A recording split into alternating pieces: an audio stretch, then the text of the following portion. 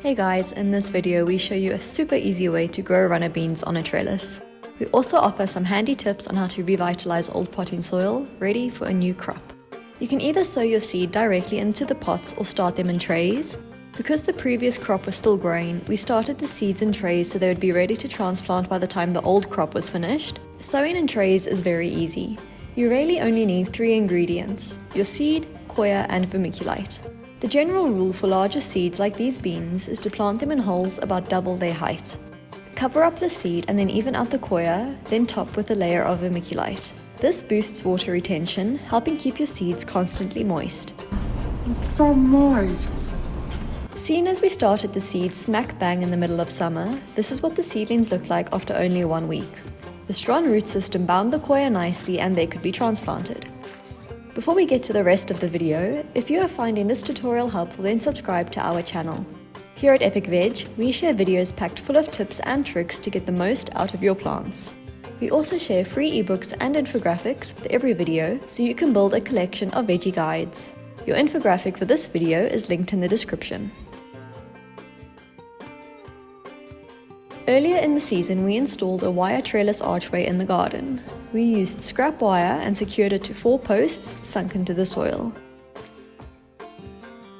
Before planting, we revitalized our potting mix.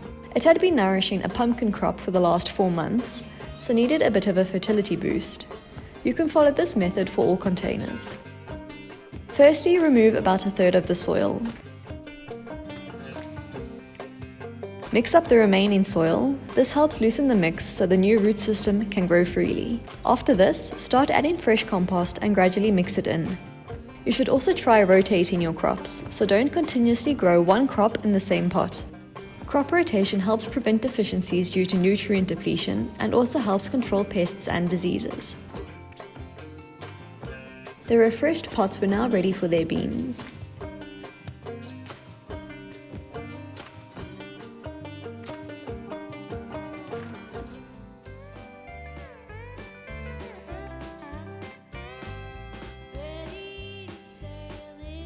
This is what the seedlings looked like after a week in their new home. And after 2 weeks, they started climbing up the trellis. Keep an eye out for any dead seedlings and replace them with new seeds or seedlings as you need. You can also do a general weed in every week. A few weeks later, the bean pods started growing. These bean pods are not yet ready for harvest. You can see the bulges from the beans are still quite small, which indicates the beans themselves are also small.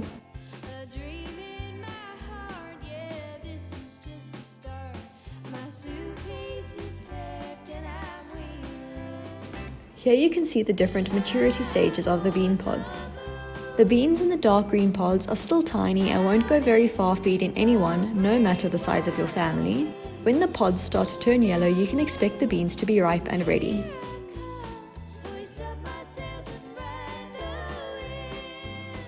If you wait too long, however, the beans can dry out.